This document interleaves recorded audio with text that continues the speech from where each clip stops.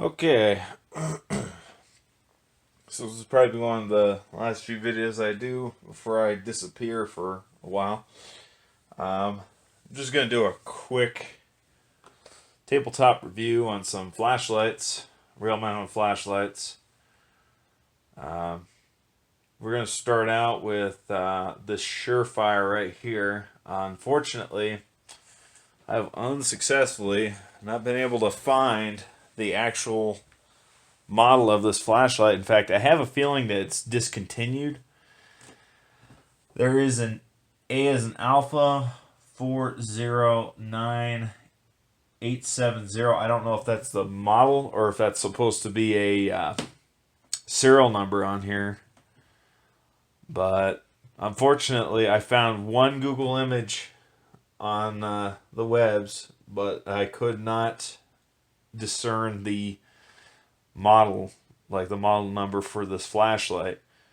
Happened to be an old post on Arms List that was removed, so again, no idea what the exact model of this flashlight is. I know the approximate retail for this flashlight with it being used is in the neighborhood of like 220 and like almost $300. This particular flashlight has a IR filter on it. Now, the camera will probably be able to pick up the infrared, because most digital cameras will be able to pick up infrared. I don't know. Maybe put my hand. It's kind of hard to see. I'm going to shut the lights off just temporarily here. Alright. Alright. We're going to try this now.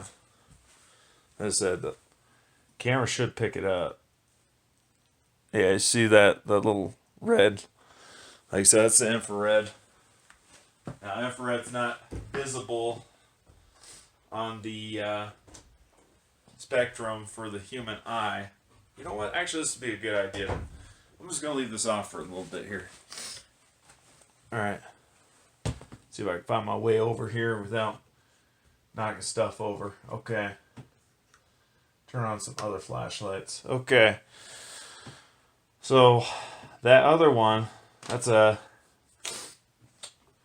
Nebo Protec brand flashlight. That one I've got mounted on my other AR. This other one right here, this is kind of a no-name brand. I got it mounted on my Beretta. They're about the same, equal in brightness here. We're going to go ahead and turn the real lights on. I'm going to turn these off.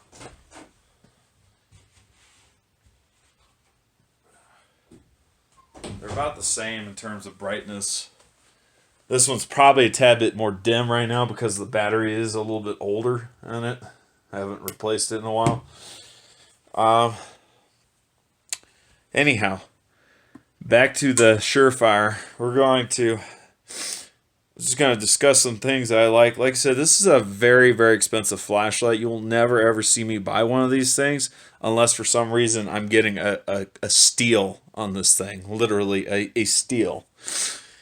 I got this off somebody at work who had gotten it off of a customer that they were moving, and the customer was actually just going to throw the flashlight out.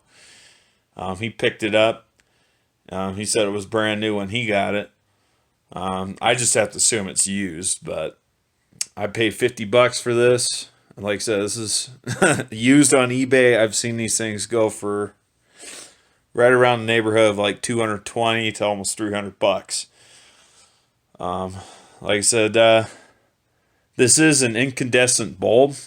It's not LED like the other two are, which I guess. So on the one hand, it's not going to be as bright as the LEDs, but on the other hand, like the plus side is, like, in the unlikely event of an EMP, I don't think this one will be affected. These other two, though, those will probably be fried. I think this will still work, though. Being that I don't think there's really any circuitry to it. There's just two switches, so I got the normal I got a regular toggle switch on the rear here, and I got this pressure switch. So that is a plus. Now, some of the things I do not like about this, I mean, one is the pressure switch. So this pressure switch for me, this is a love and hate relationship, because it's been my experience with a lot of these quote unquote tactical flashlights with the pressure switch is that the pressure switch will eventually fail. It's just a matter of time. I hope that won't be the case so much, because this is a SureFire and it's a little bit more expensive. But you never know. So that's one of the things I don't like. The other thing I don't like, Velcro. It uses Velcro strips to hold this pressure switch down. And the other thing too, I don't like the fact I cannot figure out how to take that pressure switch off. I've tried numerous times, try as I might, can't really get it off, and I don't want to force the dang pressure switch off, because I'll probably break it. So, yeah, I guess it's just gonna remain, but you know, it does make it a little bit convenient, because I can quickly just do a quick little pressure. Like I said, just do a quick squeeze when I'm holding the rifle, and it just automatically shuts off when I let go. So this next light here that I'm going to review, this is kind of a no-name brand flashlight. I picked it up off Amazon. It retails for $23.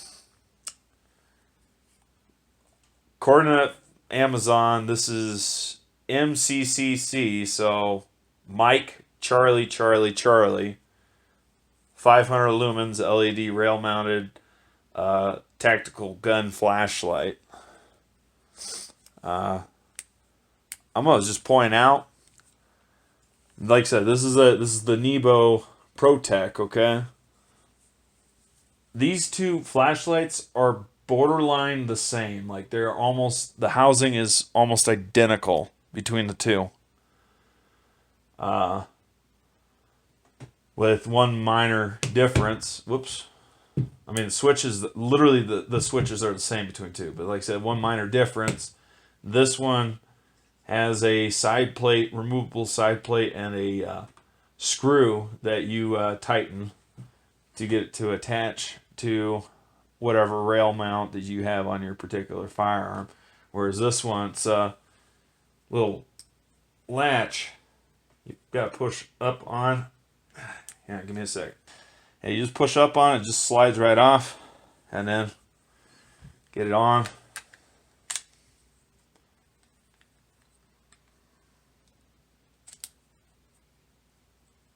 There we go. It just slides right on. Doesn't come off. And like I said, it's pretty bright. It was brighter than my Firefield. I used to have a Firefield flashlight on here. That was a complete pile of garbage, that flashlight. Sad to say, because I spent $50 on that flashlight and it just did not hold up. Had an issue with a short. I don't think I'm going to have an issue with this one. Like I said, heck, the bezels on these two flashlights are the same. They're exactly the same. In fact, I bet you if I unscrew this bezel and screw that bezel and swap them around, these flashlights will still work. So, yeah, and like I said, I do highly recommend this flashlight. This is a good flashlight. Real quick. So we got two settings, bright and then strobe. And I believe the other one's the same. Yeah, so that one's strobe too. Yeah, like I said, I bet you these two are manufactured by the same company. I'm willing to bet you. Now, this one I picked up at Walmart like 7 years ago for like $34.99.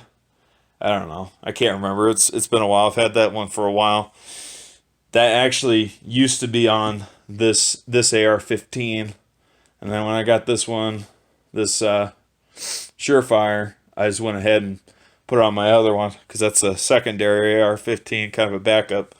But, yeah, those are the flashlights. Like I said, I honest to God, I cannot wait to take this one out to the range. This is a, like I said, this has been a pretty, so far it's a pretty solid flashlight, pretty stout. My big complaint though about it, and this might have to do more with my holster than anything else. When I holster this, this switch sometimes just gets flipped, gets flipped real easily, and I have to unholster the weapon and try to turn it off. And sometimes it turns itself back on when I'm trying to reholster. So, yeah, it's one downside. So I end up wedging a little piece of cardboard in here, kind of keep this thing from turning itself on. But, what can I say? When I get a universal holster for a gun that's really difficult to find a holster for, I think this is more of an issue because this is an oddball firearm. I can't really find a holster for this. If I had a regular Beretta, like a 92 series or regular M9A1 series, I'd probably be able to find a holster for it. But then again, I wouldn't have a tactical mount for a flashlight or a laser sight. But yeah, totally recommend this flashlight. It's a good flashlight. And I can find these on eBay. They're a little bit more expensive than these, but yeah, you can find those on eBay used for like 25 or 29 bucks. So anyhow, that's all I got. I'm Diorce, and I'm out. You guys have yourselves a good one. Bye-bye.